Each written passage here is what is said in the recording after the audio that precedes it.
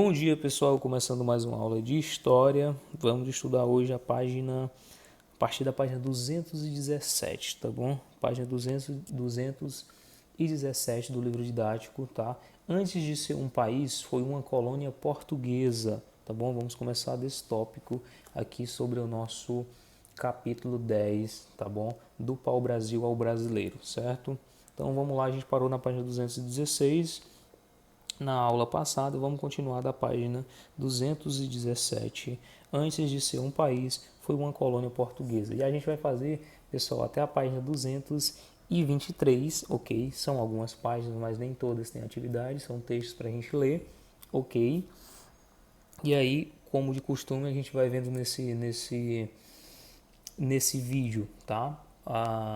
Eu vou ler algumas coisas, passar alguns tópicos para vocês, mas na aula ao vivo é que a gente tira mais as demais dúvidas e faz com um pouco mais de calma, tá, gente? Para o vídeo não ficar muito longo e aí não ficar confuso para vocês.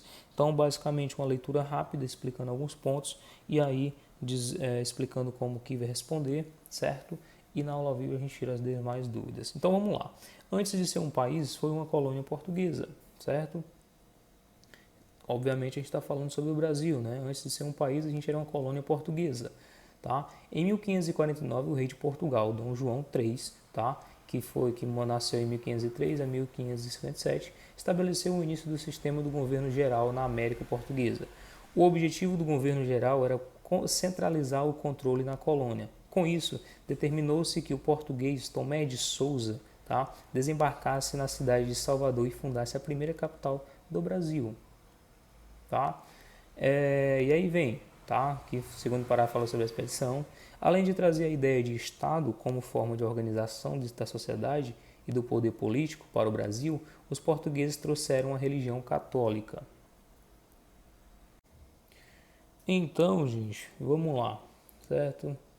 Religião católica, trouxeram a religião católica. Depois de ter estudado o conceito de Estado, como você o definiria? Caso tenha dúvidas, pesquise um dicionário. Então é o seguinte, tem duas opções aqui, tá? Você estudou o conceito de Estado aqui nesse texto acima, tá? E a questão 3 está perguntando como você o definiria. O que é um Estado para você, gente, tá? Caso tenha dúvidas, pesquise um dicionário. Então, caso você não tenha ficado claro para você aqui no texto o que é uma definição de Estado, tá? Se você não conseguir reformular essa resposta, se você não conseguir reformular essa resposta só com o que você leu aqui acima, você pode pesquisar no dicionário, tá? E aí você identifica lá embaixo que colocou do dicionário, ok? Aí vamos lá, a quarta questão é a questão oral, que a gente vai discutir na aula ao vivo, como sempre faz, tá? Na sua opinião, o Brasil hoje é um estado confessional ou um estado laico, que comporta diferentes religiões? Troque ideias com o professor e os colegas, tá? Essa é fácil, a gente vai trocar essa ideia na aula ao vivo, tá bom, gente? Vamos para as próximas páginas. Ok, a capital hereditárias e o governo geral. Vamos ver se tem alguma coisa para a gente ver aqui.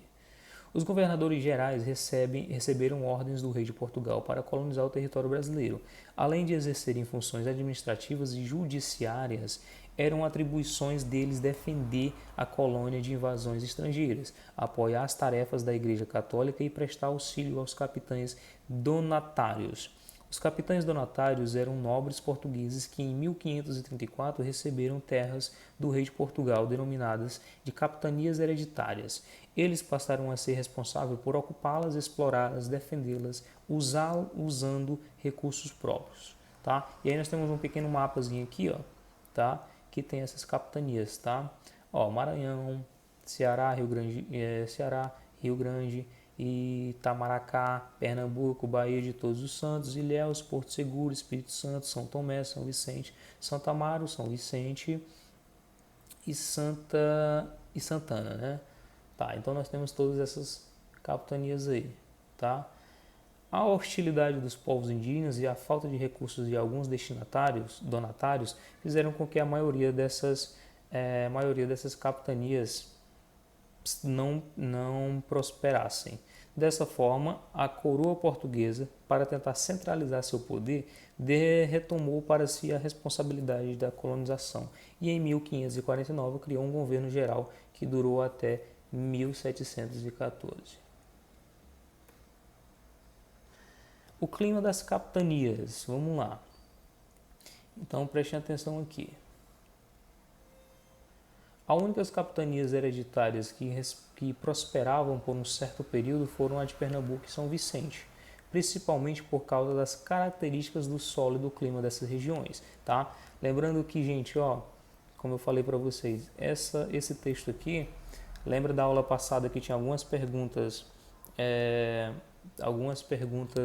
lá no livro complementar sobre essas capitanias, enfim, as respostas estão aqui, por isso que a gente vai fazer elas depois, tá? Então vamos lá. Principalmente por causa das características do solo e do clima dessas regiões, com terra fértil e rica em nutrientes, essas áreas se tornaram ideias ao cultivo da cana-de-açúcar. Então dá uma olhada nesse texto com atenção aqui, gente, muita atenção nesse texto, a gente vai ler ele com mais calma na aula ao vivo, óbvio, tá? Mas dê uma passada por ele. E aqui, cite um motivo que levou a capitania de São Vicente à falência. Vamos ver, a gente já, no restante do texto tem essa resposta, tá? Que levou ela à falência, a gente vai discutir na aula ao vivo, oralmente aqui como pede a questão, tá?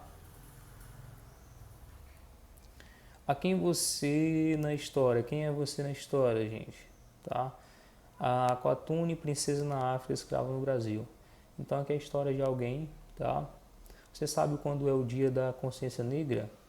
Você sabia que a data faz referência à morte de Zumbi, líder do quilombo dos Palmares?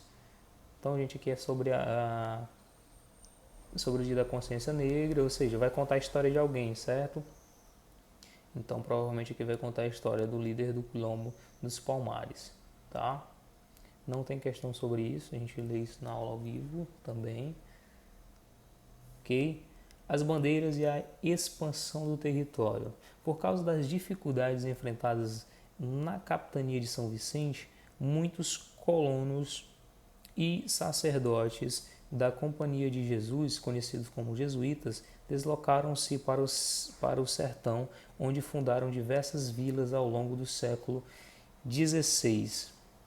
Uma dessas vilas foi São Paulo, a Piratininga, fundada a partir de um colégio jesuíta. Um dos papéis dos jesuítas era converter os povos nativos ao catolicismo, porém essa conversão interferiu diretamente no modo de vida desses povos.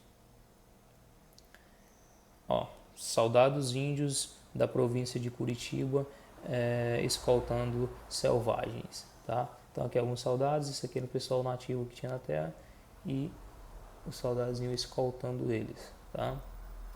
Aí tem essas perguntinhas aqui, ó. Os colonos contratados para capturar indígenas e escravos fugitivos para buscar metais preciosos eram chamados de capitães do mato, jesuítas, bandeirantes, tá? Então provavelmente aqui nesse texto acima, gente, no restante tem essas respostas, tá? Provavelmente aí vai ter essas respostas. A gente vai procurar com calma na aula ao vivo para desenrolar, tá certo? Tem mais alguma coisa aí até a página 23, né? Vamos lá.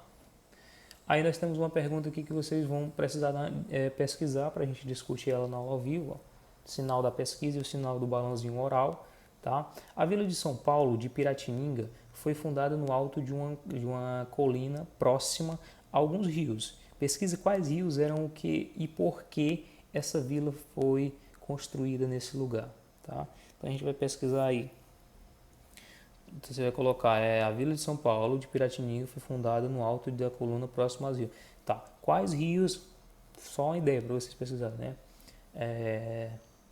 Quais foram os rios que Piratininga foi fundado, né? Perto de quais rios Piratininga foi fundado? Então você vai colocar mais ou menos isso na sua pesquisa só para você identificar os rios, tá? E deixa eu ver aqui, e por que essa vila foi construída nesse lugar? Por que escolheram esse lugar aí, gente? Tá? Por que colocaram esses lugares perto desses rios, tá? Perto de colinas, ó, que está dizendo que é no alto de uma colina perto de rios. Então é um lugar estratégico, né? Quer saber o porquê.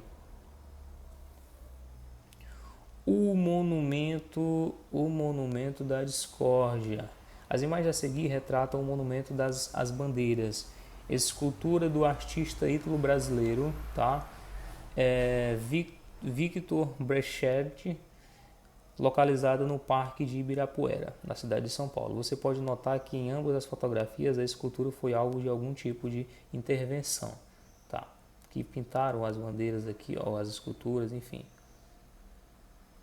Monumento das Bandeiras pichado com tintas coloridas. Aqui a galera, tipo um protesto que fizeram, tá? Pintaram com tintas coloridas. Aí, por isso, Monumento da Discórdia, tá? Ou seja, algumas pessoas não concordam, obviamente, com o que tá aí, ok? Aí nós temos aqui, gente, ó, os textos abaixo também se referem a essas intervenções, trazendo pontos de vista sobre o significado dessas ações. Então, aqui nesse texto 1, tá? Texto 1, deixa eu ver se tem o texto 2. Tem, texto 1 e texto 2, eles vão trazer o porquê desses monumentos estarem pichados, qual o significado disso, tá? A tinta vermelha, que para alguns de vocês é depredação, já foi limpa e o monumento já voltou a pintar como heróis. Os genocidas do nosso povo indígena, tá? Texto 1, então, vai trazer sobre pontos de vista diferentes aí, ó. Monumento das Bandeiras. Aí o texto 2, o Monumento das Bandeiras é a estátua de Borba Gato. Amanheceram pichados com tintas coloridas. Em nota, o Instituto Victor Brecht se disse perplexo e indignado com a pichação. Então vamos lá, nós temos o texto 1 e o texto 2, gente, sobre essas pichações nesses diferentes monumentos, tá? E aí nós temos quatro questões, duas para responder, duas oral, que são as últimas para a gente ver sobre esses dois textos, ok? Qual dos textos condena as intervenções no Monumento das Bandeiras? Texto 1 ou texto 2? Nenhum dos dois textos, ambos os textos, tá? Então você vai dizer qual desses textos deve marcar só um X, tá, gente? Qual desses textos condena, ou seja, não gostou deixou bem claro que não gostou dessas pichações que fizeram nos monumentos? Foi o texto 1, o 2, nenhum dos dois textos ou os dois textos? Vai marcar um X, tá? Quem é o responsável pelo depoimento no texto 1 e no texto 2, tá? Então você vai dizer quem é que é o responsável. No final do texto, obviamente, deve ter quem foi que escreveu, quem é o responsável por esses depoimentos no texto 1 e no texto 2. Você vai dizer o nome deles, tá? E aqui nós temos duas questões orais para a gente interpretar. Na sua opinião, por que o Monumento das Bandeiras é alvo recorrente de intervenções, tá? A gente vai discutir isso, o Monumento das Bandeiras, por que é alvo intervenções, ou seja, aquelas pichações, tá, gente? Por que você acha que é recorrente, ou seja, acontece mais de uma vez, acontece frequentemente das pessoas ir lá pichar, colocar o seu protesto, tá?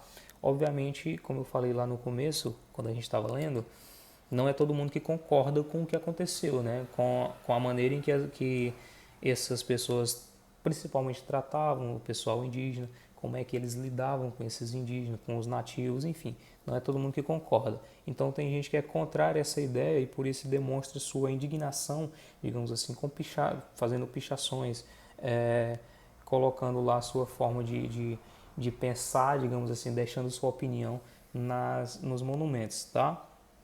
Você concorda com esse tipo de intervenção? Como você se manifestaria? Converse com seus colegas, ou seja, tá, duas perguntas, tá? Primeiro, você concorda com esse tipo de intervenção? Você concorda que as pessoas vão lá pichar os monumentos? Sim ou não?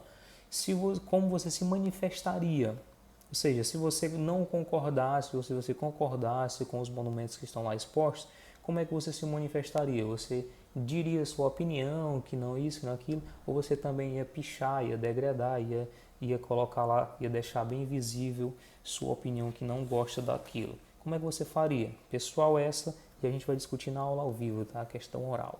Então é isso, gente. Observem, como eu falei, tá? Leiam com calma todos os textos. Eu passei de maneira rápida, só lendo alguns parágrafos, principalmente o começo do texto, vocês vão ler todos. Na aula ao vivo a gente vê com mais calma e discute tudo direitinho, tá certo? Então vamos lá, essas são as páginas, mãos à obra, tchau, tchau, até a aula ao vivo.